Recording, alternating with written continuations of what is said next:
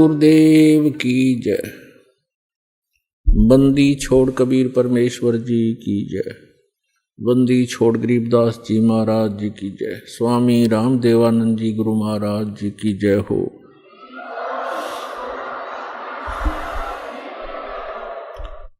कर जोरूं विनती करूं, धरूं चरण पर शीश। गुरु जी राम देवानंद जी महाराज ने दियो नाम बख्शीश। भाई कोई कहे मारा राम बड़ो है,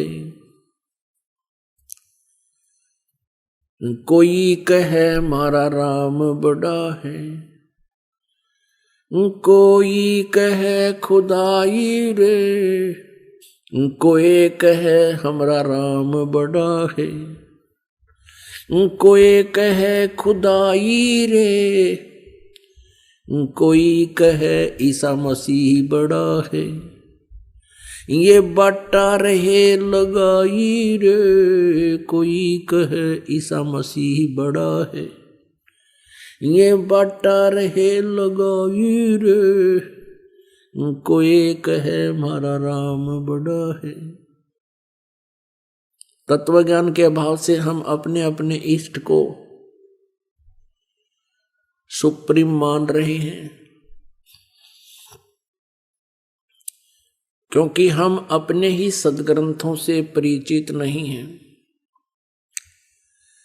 न तो पवित्र हिंदू धर्म के श्रद्धालु अपने पवित्र सदग्रंथों शास्त्रों जैसे पवित्र वेदों से, पवित्र श्रीमद् भगवत गीता से और पवित्र पुराणों से परिचित नहीं है। इसी प्रकार मुसलमान धर्म के पुण्य कर्मी प्राणी परमात्मा को ना पहचान कर पवित्र कुरान शरीफ में लिखे ज्ञान को ना समझकर अपने ही सदग्रंथों से वंचित हैं। ऐसे ही पवित्र बाइबल के अंदर परमात्मा का जो विधान लिखा है, परमात्मा की जो महिमा लिखी है, उससे पवित्र ईसाई धर्म की पुण्यात्माएं अपरिचित हैं। और इसी प्रकार पवित्र गुरु ग्रंथ साहिब के अंदर जो परमात्मा के विषय में यथार्थ जानकारी है, उससे सिख धर्म की पुण्यात्माएं अपरिचित हैं। इसी कारण से हम विभाजित हो गए। कोई हिंदू बन गया, कोई मुसलमान बन गया, कोई सिख बना, कोई ईसाई बन गया। हम किस लिए विभाजित हुए? परमात्मा पाने के लिए, आत्म कल्याण करवाने के लिए। जैसे पवित्र हिंदू धर्म की साधना से वंचित रह करके पवित्र सदग्रंथों का ज्ञान न होने से फिर सोचा कि शायद ईसाई धर्म से कुछ मिल जाए। बहुत से पुण्यकर्मी प्राणी ईसाई धर्म को भी स्वीकार कर चुके हैं। ईसाई धर्म से भी कुछ ना मिला तो फिर मुसलमान धर्म को भी अपना लिया।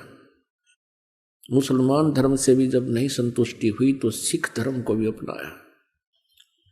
हम ऐसे ही बढ़ते चले गए। हम लेकिन रहे वहीं के वहीं जहां से स्टार्ट हुए थे। कारण क्या रहा कि हम अपने सदग्रंथों को समझ नहीं सके। उदाहरण के लिए एक एग्जाम्पल आपको दिखाते हैं, प्रत्यक्ष प्रमाणित करते हैं। आज सत्संग के अंदर आप सुबह सुन रहे थे कि परमात्मा को कोई तो निराकार बताता है,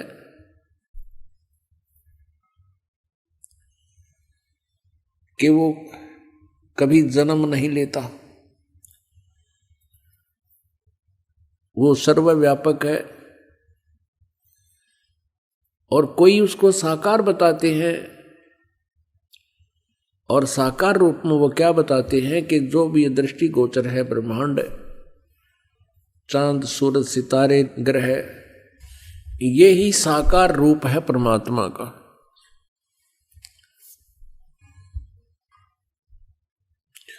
और इसी कारण से हम आज तक यही सिद्धांत बनाकर अपनी साधनाएं करते रहे।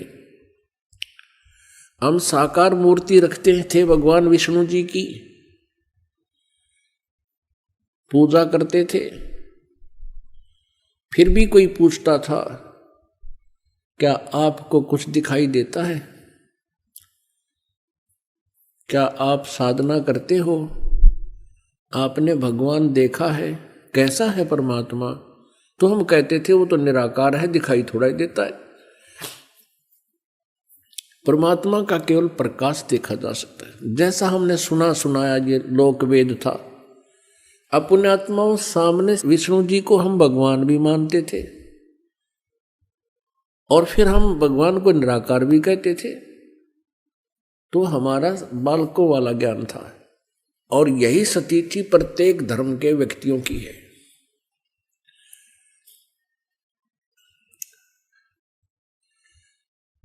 अब आपको बताते हैं परमात्मा कैसा है। परमात्मा परमेश्वर वो साकार है, नर आकार है, मनुष्य दृश्य है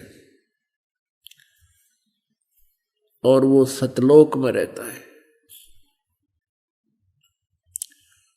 सतलोक वो स्थान है जो कभी नाश नहीं होता है।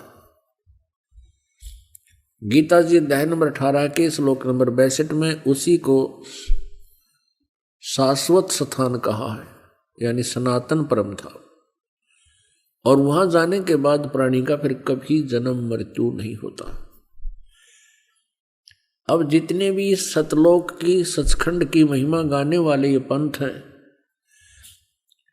इनको कह कह का भी ज्ञान नहीं, सचखंड और ऊपर के लोकों का केवल सुना सुनाया ज्ञान परमात्मा कबीर जी की वाणी को उन्होंने रट रखा है, उसी का उल्टा सुल्टा अनुवाद करके इन बोली आत्माओं को भ्रमित कर रखा है जो उनके अनुयायी हैं।